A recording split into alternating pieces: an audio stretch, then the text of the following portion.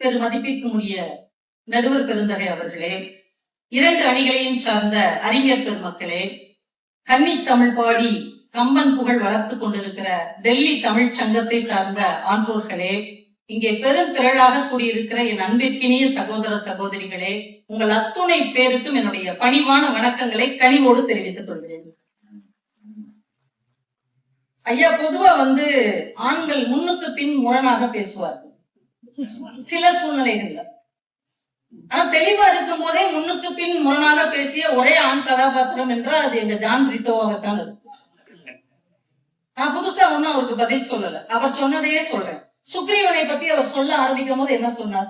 சுக்ரீவன் ஒன்னும் சாதாரணமான கதாபாத்திரம் அல்ல, அது ரொம்ப சிறப்பான கதாபாத்திரம் சொன்னாரா இல்லைங்களாங்க? சொன்னார். முடிக்கும் போது என்ன சொன்னார்? வாலி சொன்னாரு ராமன் கிட்ட, என் தம்பி கொஞ்சம் குடிச்சிட்டு அப்படி இப்படி இருந்தாலும் நீதான் அவனை காப்பாத்தணும். இப்ப சுக்ரீவன்கிற ஆண் கதாபாத்திரம் சாதாரணமான ஆள் இல்லை என்று அவர் சொன்னதை எடுத்துக்கொள்ளலாமா, இல்ல அப்படி இப்படி இருந்தாலும் நீ காப்பாத்தணும்னு சொன்னதை எடுத்துக்கலாம்? ஆண்கள் பொதுவாகவே இப்படித்தான் முன்னுக்கு பின் முரணாக ஆதி காலத்திலிருந்து இந்த காலம் வரைக்கும் பேசிக் கொண்டிருக்கிறார்கள் என்பதற்கு அன்பு தம்பி பேசிய பேச்சு ஒரு முன் உதாரணம். பெண்களோடு பேசுற பொழுது ரொம்ப கவனமாக பேச வேண்டும்.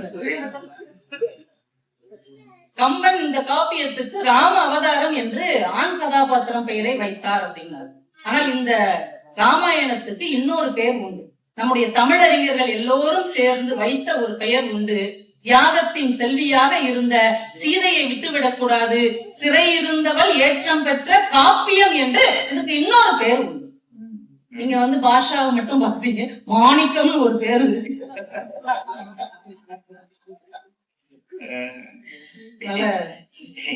ராமனோட இந்த பேர் ஃபேமஸ் ஆயிடுச்சு.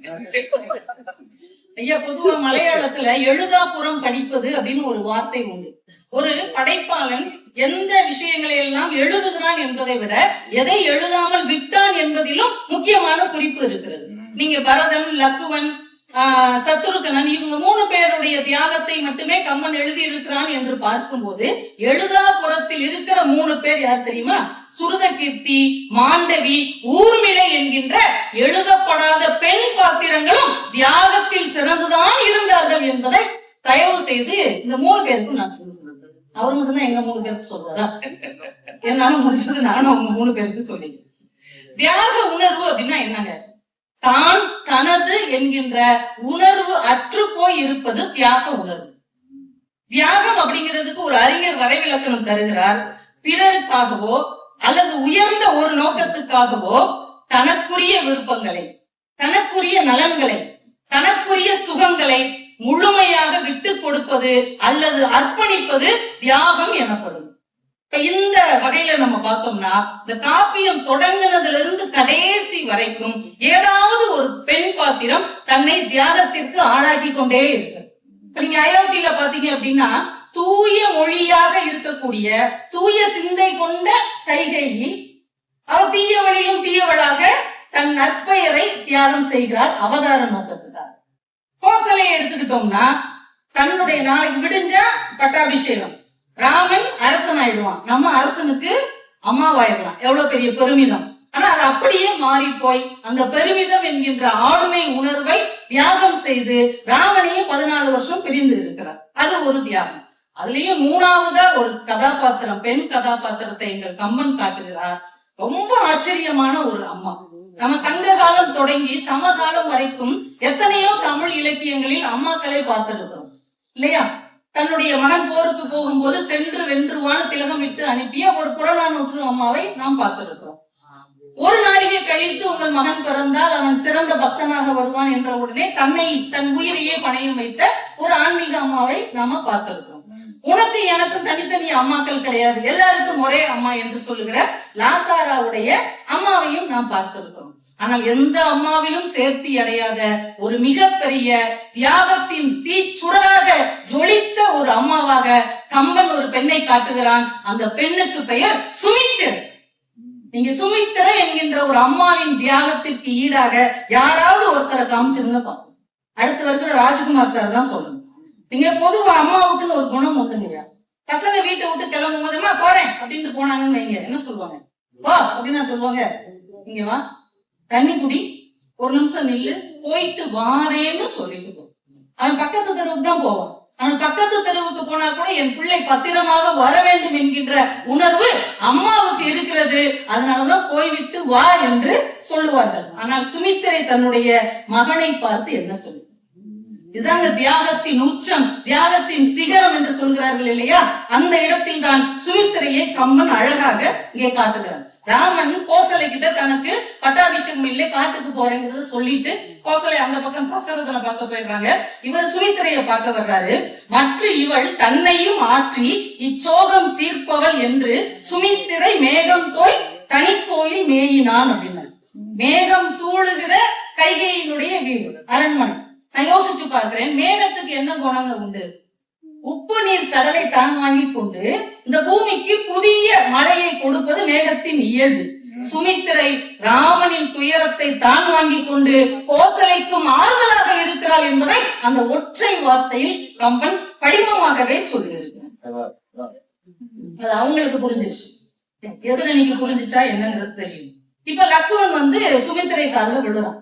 உடன் ஏது அப்படின்னு நீ சொல்லிட்டேன்னா எனக்கு அதுவே பெரிய துணையாம் அப்படின்னு லக்குவன் சுமித்திரையிட்ட சொல்றான். இப்ப சுமித்திரை என்ன சொல்றாங்க?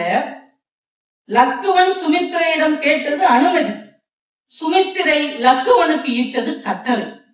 அவ சொல்றா, ஆகாதது அன்றால் உனக்கு அவ்வனம் இவ் அயோத்தி, மா காதல் ராமன் நம் மன்னவன், வையம் ஈந்தும் போகா உயிர் தாயர் நம் பூங்குழல் சீதை என்றே ஏகாய், இனி இவ்வையின் நிற்றலும் ஏகம் என்றாள்.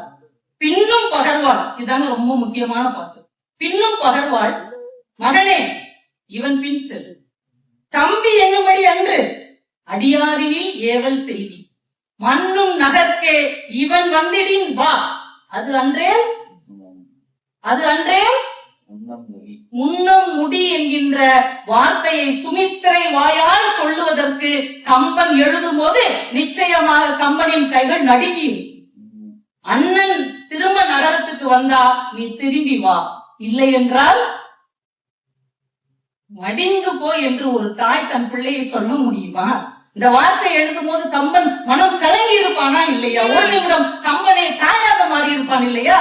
எதுக்காக இந்த ஒரு வார்த்தையை சொன்னான்? இந்த லக்குவனுடைய எல்லா தியாகங்களுக்கு பின்னாடியும் என்ன இருக்கிறது தெரியுமா? சுமித்திரை இட்ட அந்த 2 வார்த்தை தான். ஒண்ணு அடியாரினில் ஏவல் செய், இன்னொன்னு முன்னம் முடி. அவ்வளவு தொண்டுகளையும் அவன் ஏன் செஞ்சான் தெரியுமா? இந்த ஒரு வார்த்தை அவ சொல்லலைன்னா இளவரசனா அவன் போயிருந்தா வசதியா வாழணும்னு நினைச்சிருப்பான். தம்பியா போயிருந்தா அண்ணே வா நீ சேர்ந்து இந்த தப்பத்தை கட்டுவோன்னு சொல்லியிருப்பான். ஆனால் அடியாரினில் என்கின்ற ஒற்றை வார்த்தையை சுமித்திரை பயன்படுத்தியதால் தான் அவன் கடைசி வரைக்கும் தொண்டு உள்ளத்தோடு அங்கே பணிவிடை செய்ய முடிந்தது என்றால் லக்குவனின் தியாக உணர்வுக்கு சுமித்திரையின் வார்த்தை காரணமாக இருந்தது. ராமன் பித்ரு வாக்கிய பரிபாலனம் செய்தார் என்றால் இலக்குவன் மாத்ரு வாக்கிய பரிபாலனம் செய்தார் என்பதுதான் உண்மை. அதுக்கு சுமித்திரையின் வார்த்தை காரணம். நீங்க இன்னொன்னு யோசிச்சு பாருங்க, எழுதாப்புறம். இப்போ சீதை ராமன் கூட சேர்ந்து போயிட்டாங்க காட்டுக்கு. இப்ப லக்குவனும் போறாரு. ஊர்மிளையை கேட்கலாம் தானே? ஊர்மிளையை கேட்கலாம் தானே? ராமன் கூட சீதை வர்றாங்க, உன் கூட நான் வந்தா என்ன தப்பு கேட்டிருக்கலாம் தானே? ஆனால் கேட்க முடியாததுக்கு என்ன காரணம் தெரியுமா? அடியவனாக போ என்று சுமித்திரை சொன்ன வார்த்தை தான் ஊர்மிளையையும் தடுத்தது என்றால் இவ்வளவு பெரிய தியாக பாத்திரங்களாக அவர்கள் தங்களை காட்டிக் கொள்வதற்கு சுமித்திரை என்கின்ற ஒரு மிகப்பெரிய கதாபாத்திரம் காரணமாக இருந்தது என்பதை தயவு செஞ்சு நீங்க புரிந்து கொள்ள வேண்டும். அதற்கு ஈடாக நீங்க ஒரு பாத்திரத்தை காமிங்க, நாங்க இறங்கி போயிருக்கோம். பட்டிமன்றம் முடிஞ்சோமே இறங்கி போயிருக்கோம். அது எப்படியும் போட்டாங்க. ஐயா இன்னொரு பாத்திரம், கம்பன் கொஞ்சம் மாற்றி அமைத்த பெண் பாத்திரம் தாரை. தாரையை வான்மீகியை பார்த்த பார்வை என்பது வேறு, கம்பன் பார்த்த பார்வை என்பது வேறு. நீங்க யோசிச்சு பாருங்க, இந்த பெண்களுக்கு ஒரு பிரச்சனை என்ன தெரியுமா? ஆண்கள் பெண்களை புரிஞ்சுக்கிறாரு, நீ இந்த தப்ப செஞ்சிருக்க கூடாது கணவன் மனைவி சொல்றாங்க, அவங்க புரிஞ்சுக்கிறாங்க. ஒரு பொம்பளையா இருந்துட்டு நீ இது செய்யக்கூடாது, ஒரு பொம்பளையா இருந்துட்டு இதை நீ பேசிருக்க கூடாது, ஒரு பொம்பளையா இருந்துட்டு இந்த வார்த்தை சொல்லும் போது உங்களுக்கு அப்படியே எரிச்சலாகும். நீ இந்த தப்ப செய்யக்கூடாதுன்னு சொல்றது வேறங்க, பொம்பளையா இருந்துட்டு நீ இதை செய்யக்கூடாதுன்னு சொல்லும் போது மனசுக்குள்ள ஒரு மாதிரி இருந்தா ஆம்பளையா இருந்தா செய்யலாமா அப்படின்னு ஒரு கேள்வி வரும்ல.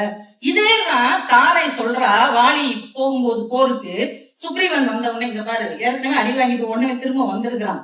இப்ப ஏன் திரும்ப வந்திருக்கிறான்னா அவனுக்கு கூட யாரோ ஸ்ட்ராங்கா ஒரு ஆள் வந்திருக்கிறாங்க. அதெல்லாம் இல்ல அவனெல்லாம் அடிச்சு தூள் கிளப்பிடுவேன். இல்ல, ராமன் வந்திருக்கிறான். ராமன் எப்படி வருவான், அதுவும் அவனுக்கு துணைக்கு எப்படி வருவான்னு வாலிக்கு தெரியல. ஆனா தெரிஞ்ச தாரைய பார்த்தா ஒரு வார்த்தை சொல்றான், பிழைத்தனை பெண்மையால் பாதம். பெண்மையால் பிழைத்தனை பவி. பொம்பளைங்கிறதுனால உன்னை விட்டுட்டு போயிட்டு போய் சண்டை போட்டு செத்து போயிட்டாங்க. செத்ததுக்கு அப்புறம் இந்த தாரை இப்ப அழும்போது ஒரு வார்த்தை சொல்றாங்க, நீ பொய்யே பேச மாட்டீங்க, நீ என்கிட்ட என்ன சொன்ன, நீதான் என்னோட உயிர், நீதான் என்னோட உயிர்னு சொன்னல. ஆனா இப்ப நீ உயிர் இல்லாம இருக்கிற, நான் மட்டும் எப்படி உயிரோட இருக்கிறேன்? நான் உயிரோட, நான் தான் உயிர்னா நானும் உன் கூட சேர்ந்து வந்திருக்கணும்ல, நான் எப்படி உயிரோட இருக்கிறேன்னு அந்த அளவுக்கு அவன் அவ்வளவு திட்டுனாலும் கூட வாலியின் மேல் நேசமும் தீராத காதலும் அன்பும் கொண்ட அந்த தாரை எவ்வளவு நொந்து போயிருப்பான். அவளோட இடத்துல இருந்து நீங்க யோசிச்சு பாருங்க. இப்ப காட்சியும் மாறுகிறது, ஆட்சியும் மாறுகிறது. இப்ப சுக்ரீவனுக்கு முடி சூட்டியாச்சு, சுக்ரீவன் தான் மன்னன் ஆயிட்டார். தாரை கைமை கோலத்தோட அவங்க தனியா இருக்கிறாங்க. கால முடிஞ்ச உடனே படை திரட்டி வருகிறேன்னு சுக்ரீவன் சொன்ன வாக்க மீறிட்டாரு. ராமனுக்கு கொடுத்த வாக்க காப்பாத்தல. அவர் சொன்ன மாதிரி தண்ணி அடிச்சுட்டு அப்படி இப்படி இருந்துட்டாரு. இப்ப இலக்குவன் செம்ம கோபத்தோட வர்றார். வானரங்களால அவரை தடுக்க முடியல, அங்கதனால சுக்ரீவனை எழுப்ப முடியல. இப்ப என்ன செய்யறதுன்னு கடைசியா இவங்க சொல்ற அந்த பெண் பார்க்கறதுக்கு முன்னாடிதான் அனுமனும் அங்கதனும் வந்து நிக்கிறாங்க. என்ன செய்வது? இப்ப தாரையின் மனசுல இருந்து நீங்க நினைச்சு பாருங்க, வாலிய வதம் செஞ்சது யாரு? ராமன். அப்படி செய்ய வச்சது யாரு? சுக்ரீவன். துணை நின்னது யாரு? இலக்குவன். இப்ப நீங்க எப்படி அடிச்சுட்டு கடங்கடான்னு இருக்கலாம்ல. ஆனா தன்னுடைய நாட்டுக்காகவும் தன்னுடைய வானர குலத்துக்காகவும் தன்னுடைய சுயமரியாதையை தன்னுடைய துயரங்களை எல்லாம் தூக்கி எறிந்து விட்டு இலக்குவன் முன்னால் போய் நின்று சமாதானம் பேசி அந்த தேசத்தை காப்பாற்றிய தியாகி எங்கள் தாரை. அந்த தாரைக்கு சமமா நீங்க ஒருத்தரை சொல்ல முடியுமா என்கின்ற கேள்வியை வைத்து அயோத்தியில ஒருத்தைய சொல்லிட்டோம், கிஷ்கிந்தையில ஒருத்தவங்களை சொல்லிட்டோம், கடைசியா இலங்கையில் ஒரு பாத்திரத்தை ஒரே வரியில நான் சொல்லிட்டு முடிக்கிறேன். 10 தலை ராவணனின் பட்டத்து மகிழ்ச்சி மண்டோதரி. இன்னொருத்தன் மனைவியை கடத்தி கொண்டு வந்து கணவன் அந்தப்புறத்துல வச்சிருக்கிறான். ஒரு சாதாரண பெண்ணாக இருந்தா கூட கோபம் வரும்லங்க, ஆத்திரம் வரும்லங்க. எதுவுமே பேச முடியல, பேச வாய்ப்பு இல்ல, பேசியும் பிரயோஜனம் இல்லை. கடைசி வரைக்கும் அதை மனசுக்குள்ளேயே புழுங்கி புழுங்கி அடக்கி கொண்டு அந்த ராவணன் இறந்து கிடக்கும் போது அவனை செல்லமாக அழைக்கிற தனிப்பெயரை சொல்லி அழுது அவன் மார்பின் மேல் விழுந்து உயிரை விட்ட மண்டோதரை போன்ற ஒரு தியாகியை உங்களால் காட்ட முடியும். தேங்க ஐயா ஒரு மேடையில சொன்னாருங்கய்யா, தியாகம் என்பது உடல் பொருள் ஆவியை கொடுப்பது. தாரை உடலாகிய வாலியை இழந்தார். சுமித்ரை தன் வாழ்க்கையின் பெரும் பொருளாகிய லக்குவனை பிரிந்தால், மண்டோதரி தன்னுடைய ஆவியையே கணவனுக்காக தியாகம் செய்தாள் என்றால் பெண்களின் கதாபாத்திரத்தால் தான் இந்த காப்பியம் கொஞ்சம் கொஞ்சமாக நகர்ந்து அவர்களுடைய தியாக உணர்வால் தான் வென்று நிற்கிறது என்று சொல்லி வாய்ப்புக்கு நன்றி கூறி விடைபெறுகிறேன். நன்றி, வணக்கம். கவிதா அவர்கள் 3 கம்பன் காட்டுகிற 3 நாட்டிலே இருந்து 3 பெண்களை எடுத்து அவர்களுடைய தியாகத்தை நிறுவி போயிருக்கிறார். மிக அருமையான அவருடைய பேச்சுக்காக அவருக்கு என்னுடைய நன்றியறிதலை சபை சார்பாக தெரிவித்துக் கொள்கிறேன்.